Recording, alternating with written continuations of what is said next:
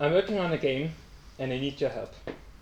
Hi, my name is Lukas and I'm working on Planting Friends. It's a game that should feel something like this, so it's a small room with a lot of plants. The core game loop should be that you get the plant, you help the plant grow, and then you trade it for a new plant. And the cycle repeats. The game itself has 3 pillars. The first pillar is a collecting mechanic, so think like Pokemon, where you collect different plants. The second is decorating, so just decorating your room and with plants. And the third one is a gacha style trading mechanic where you swap a plant for a random new plant. And I think it would be best to just show it off before I talk more about it. So this is the game. It runs in the browser. The URL is on Discord. As you can see, here is the room. And now if you press tab, you open your Pokédex or your seed bank, where you can see all the plants that you have seen so far. Currently, I didn't see any. And I can now also press spacebar to progress time, to end the day and start a new one. And the idea would be that after 7 days, so on the weekends, the plant swapping event starts and you can swap plants for other plants. But right now I set it up in a way where the plant swapping event is every day. So let's just press spacebar and we moved over to the plant swapping event, which is just a static image, but imagine that you could move around and talk with people and swap plants. So right here you can actually see that there is currently an offer. Somebody wants to trade nothing for a plant. I think that's a good trade, so I accept it. I can just press the spacebar again, and now I've got the plant in my room. And I can grab it and put it somewhere. I can also press tab again, see the plant is now registered, and that's the game loop. The cycle continues, more plants, more things to decorate, and so on.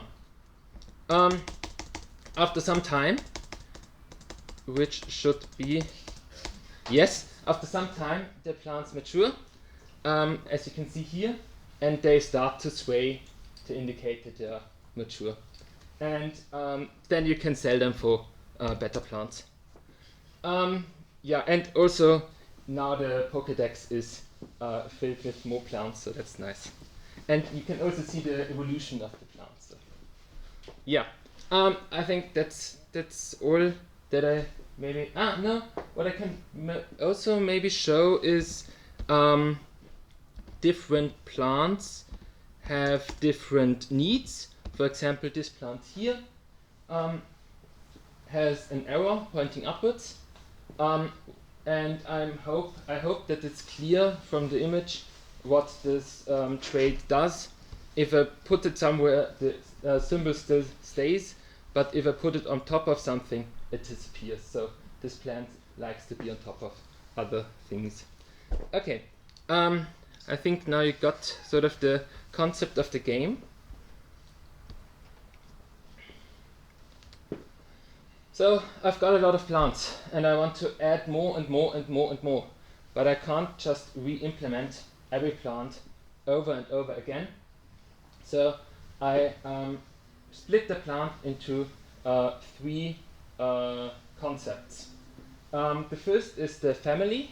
The family of a plant is actually coding the things that I have to code. So those 2 plants are from 2 different families, because the only thing that I've programmed in is that the size matters. So this is a 1x1 plant, the other is a 1x2 plant, and actually I also got hanging plants So a hanging plant would also be a different family. Now, within a family, you've got different genii. So here you can see 2 different plants from different genii, and they actually just differ in the type of traits that they've got. And then, if you zoom into the genii, you've got different species, and a species is just a rescheme. So it's just the same plant, but it looks differently. So those 2 plants are just the same plant, but the one is blue and the other is white. Yeah, and with that, I think we can start and add a plant. So to do this, everything's on GitHub. You can just go to GitHub and download the project. Wait, I want to go out of the screen. Yes, nice. So you can go to GitHub, download the project, and open it in an editor. And once you're in the editor, you can go onto graphics and find the sprite sheet. You can open the sprite sheet in a drawing tool of your liking. Yeah, and here you actually have all the sprites that are present in the game within one sprite sheet. And as you can see, all the plants are also here, and they are grouped by genii. So let's add a plant. And I thought it's a great idea to just pixel in front of an audience.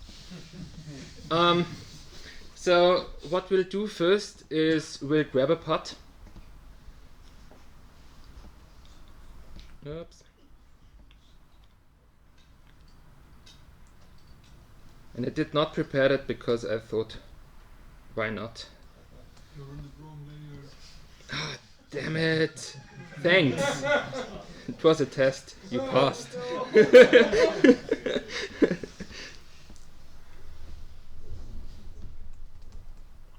No, yes. No.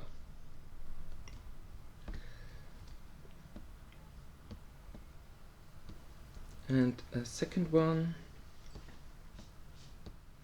And we can set the transparency. We just need to know where the center of the plant is so that we can actually draw it.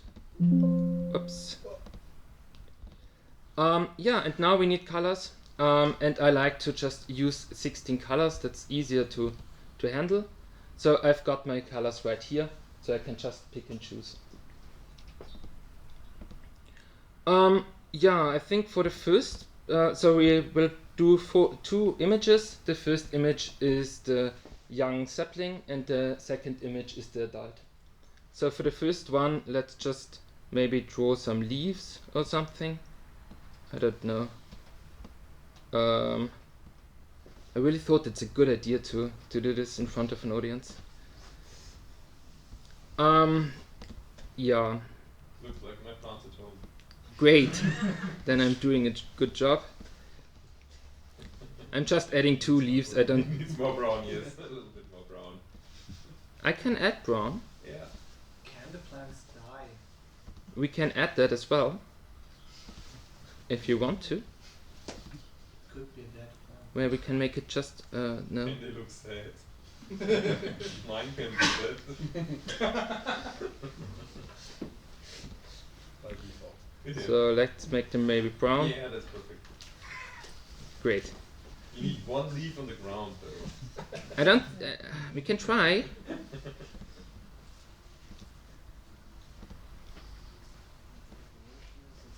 Like this. Yeah, perfect. Chew, the earth has to be moldy.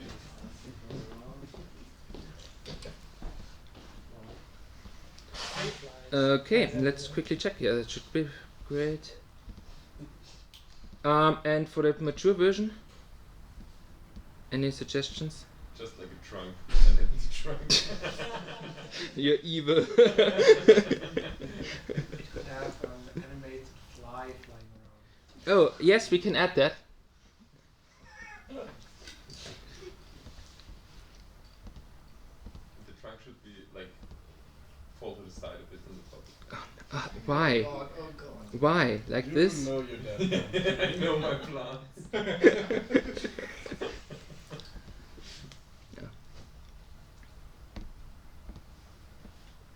I mean, I'm always so sad. I give them water every day. It just I don't know what's wrong. it's not enough. And maybe some leaves on the floor. Yeah. Okay, it looks really sad. Can't we do something positive as well? I You mean, could get an achievement for it. Plant killer or something. Oh damn. Okay. Yeah, I think that should be it. I will add a little bit of shade as well, and then I think we can add it to the game.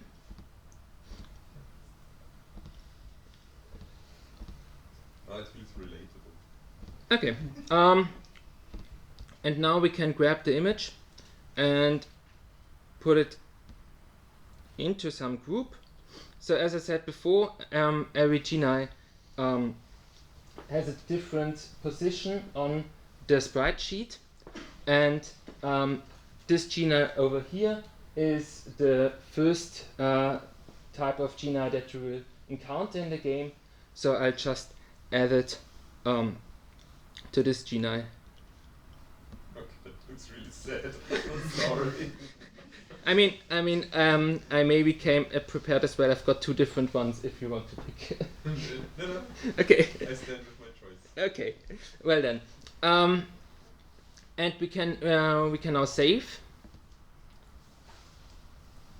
No, not like that. We have to first delete the second layer, and now we can save. And then we can go over to the game and open Godot. And Amazing drawing skills for being live. usually does not take that long, which I hope it does not have to do with the internet. No. Good luck. Okay, and once we are in Godot, we can just start the game.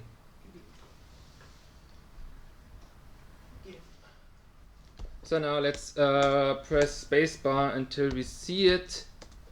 Is it automatically added to the game? Oh no, it's not. Thanks. I would have been amazed. Damn it! Yeah, it was a trick question. Thanks. We have to actually go into the genii file, find the species, and increase the counter by 1. So let's do it again.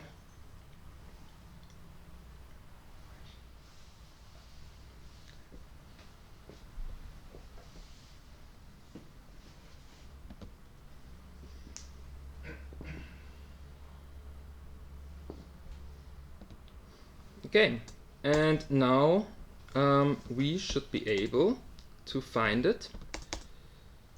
Oh, there it is. There is it. But it looks quite broken. That's the point. It's perfect. Okay, and if we pass time, we actually will see. Yes, now it's mature and it wiggles.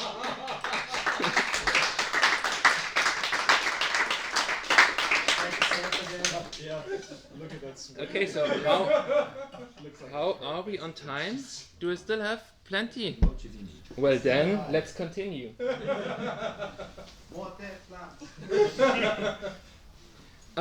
Okay, More. so what we did right now was add a species. As I just said before, a species is just a reskin of a different plant, but what if we actually want to add a completely new plant?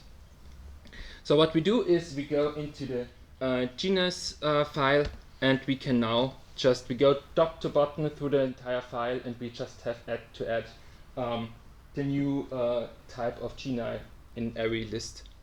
And let's call it small starter. And we can just copy and paste it.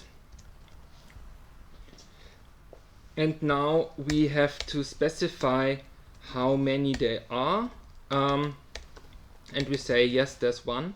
And we'll reduce the small back to 4 again because the one plant that we just created, we want to move to a new GNI. We can also add traits. And I heard that we want to add flies. Was that something that you suggested? Well then, I think it has flies, yes. That's right. So the starter plan, if I understand correctly, is going to be the dead plant. Yeah. Yes, yes, I think it's perfect. Great. We can also add a name for the GNI, and the way how I like to do it is I'll just grab this prompt, pass it to ChatGPT, give it this string, and it returns back Macron novels, which is quite nice. And I prepared this part in advance. So all the plants you have are not like created after real life plants? No, no, because if I would do that, people with way more knowledge than me would start complaining. So your living room is not looking like the one on the pictures. Why do you think I'm creating a virtual I room? thought maybe that's like your No, no, I've got one dead plant and that's it. That's why it's now it's No, but we could actually add an actual GNI, but to do this I would need to add a lot of research, and right now I just want to add features. I do not want to do research. That's why I'm having names that are very technical and then fancifying them into good sounding names. You could make an educational game out of this, like with real plants and real traits, because I don't know what they need. They don't talk, they Sure, just die. yeah. But you would Yeah. have to have like 200 colors in this palette, right? That's what I'm doing right now. No, only brown. And we also have to add the family. We could, if it would be a 1x2 sprite, we would use normal 1, 2, but the default is actually 1, 1, which we already have, so we don't have to add anything. And the last thing that we need to add is actually the base sprite. So what is a base sprite? It's the top right sprite of the group. So here, this is the base sprite. It's the top left sprite of the group. This would be the base sprite of this GNI and so on. So we can just say this sprite here is the base sprite of that GNI, which is actually just one below the base sprite of the small plant. So we can just take the value of the small plant and add 1. And with that, we have already saved. We can start Godot again.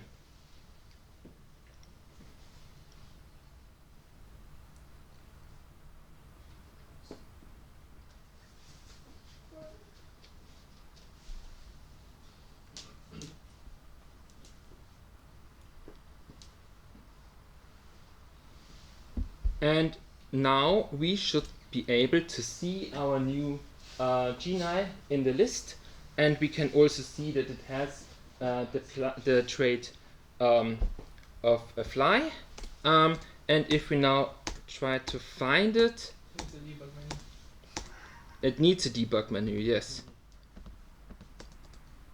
But actually that's also a way to just debug the game. If I constantly have to play the game to find my features, then I see if something is wrong or not. But right now I'm not in How big is the good chance luck. that we get it? It should be quite high actually. Okay, so you can only get the start of. No. You could actually. Well, now I'm getting impatient. Yeah, if we're out of luck, we may need to choose something else. It could be that flies have a lower probability of spawning. No. There it is. Ah, here it is. Nice. Okay, and as you can see, it has flies. Obviously, multiple. That's perfect. Okay, and with that, we can go back to the presentation. So yeah, as you might have seen, the game is written in done in Godot, but I'm not using purely GD script. I'm also using Go and dot, because Go and dot makes Godot. It's a joke. Anyway, yeah, I think it is okay. As you have seen, I have to restart the game every time I want to play it, which is a bit annoying, but it only ever happens at the end when I'm actually finished computing, doing the addition. So I think it's okay to wait a little bit. And the positive side of having Go is that it's typed, it's safe, it's way nicer to use. And I'm slowly migrating the existing GD script to Go. So yeah, let's make a community game together. It's not a solo project. I want you all to participate. So how can you participate?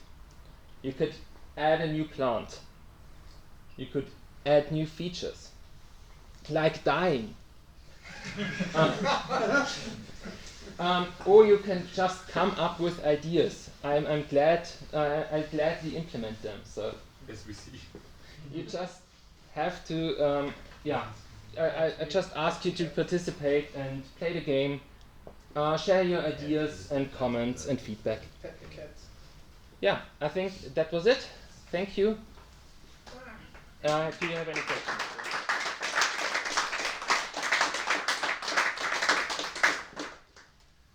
So, any questions? Do you have a design document? No. I just have more detailed slides on Discord. You can just look through it, and the sort of the big picture is in there. In front, yes. Have you tested if because I see it's or will it be a browser-based game? Or It should be for everything. Yeah. Have you ever tested it on phone? Because It's not possible on phone. It's not possible. No. I mean through a browser, you know. Yes, of course. Through a browser. No, it's not possible on phone because it needs a tab bar and a space bar. Oh, okay. I mean, you could plug it in, but I want to add visual buttons, but that will be a later edition, yes. Maybe it could be the phone version of the game, which is just comes with an adapter to. Now I want to have actually a game that runs everywhere. That would be nice. Yeah. Okay, Mia, at the back, yes. I'm not familiar with Godot as an engine that well. How does it work? Like having Go as the programming language? It compiles to C, so you can just plug into C. So any language that essentially compiles, you can just use it. So it goes over the C layer, the interop of C. And you said you're porting from Godot script, the GD script now to Go. Yes. What was the main reason for that? Because obviously Pain. you started like with pain. A lot of pain that I had with GD script. Mm-hmm. I've got big problems with the types and the type system in GD script. I found multiple ways to break it, multiple ways unintentionally, and then I noticed I could use a different language. I looked through the list. Go seemed like the best option. And now I've moved everything to Go, and seems like once I've got my code in Go, it just works, and everything that breaks is always the GD script side. Yes. Without admin permissions? Yes, without admin permissions. I know what I'm doing. But you need a rooted phone. Yeah. Have you also checked the C# integration? Because I remember I tried yes. Go once, and coming from Unity I also Yes. immediately had a look at the C# integration, and there I didn't have to recompile or reopen the engine every time. Of course. So I was just curious because Yes. Here it yes. seemed you have to Yes. reopen the editor for the Yeah. C#. I think it was plug and play basically. Yes. Is the reason maybe that the Go integration isn't yet as Yeah. Exactly. So sophisticated? they are currently working on it. Okay. But it's a team of I think 2 or 3 people, Okay. and they've got other stuff to do as well. Yeah. But yes, I mean, I was thinking of maybe just participating and adding the Yeah. feature for myself. Yeah. But as I said, right now it doesn't really bother me, so I also just can look away for a minute. Yeah, and the reason why I'm not using C# is because C# works on a virtual machine, and you cannot use a virtual machine with WebAssembly. So that means you cannot compile it to C and then put it on the internet. So it has to be something that has, that is actually compiled down to bytecode. Okay, yeah. Any other questions? Yes, again. How did you get the idea, like making a game about plants? Because you said you only have one. Yeah. Well, I went backwards. I thought. So you had more plants. Now I thought we want to make a game. Okay, what should the game be about? Something that we all know and we can all relate about. Okay, what could it be? Well, I myself like to decorate, and I myself would like to have more plants, but I don't. And I would also like to start trading, like going to a plant swap event, but I never actually participated. And then I thought, well, probably other people also have plants at home, so they could probably also relate with wanting to have more plants than physically fit in a room. And yeah, so that was sort of the idea how it came to be. And then I just made the deck, the slides that I posted on Discord, where I just wrote down all the ideas that I had. And then I just started programming, and that's the result. Yes? I have a question. How set are you on the color palette that you showed in the game? Because if you compare now to this slide, it's much more vibrant, and your palette was much more muted in the game. Yes. So I initially took a long time finding a palette that I actually wanted to use. I like to use 16 colors because that just reduces my options, and so I don't have to think a lot. And then I was looking on the internet for color palettes that are fitting. Normally I use Dawnbringer, if you know that, but that wasn't really the kind of style that I wanted to use. I wanted to go more in the browns and the greens and less in the other colors. And then I found a color palette called Forest, or Forest 16 I think. And then I used that because it just felt like it's the color palette that's most suited for plants. So would you say that the choice of only limiting yourself to 16 colors is kind of like guardrails for yourself? Yes. Make it a bit easier? Yes, I want to be fast with my spriting. Okay, makes sense. I want to, the sprites are very small right now. And that's intentional. I want to grow bigger and bigger and bigger. But while growing bigger with my sprites, I actually want to limit myself so that it's still easy. So I'm initially just already reducing colors. As you could see, I only have 2 greens, and that will always be the case. There will never be a third green color. So when I start increasing the image, I have to find other ways to make it interesting. And that's sort of an early decision, yes.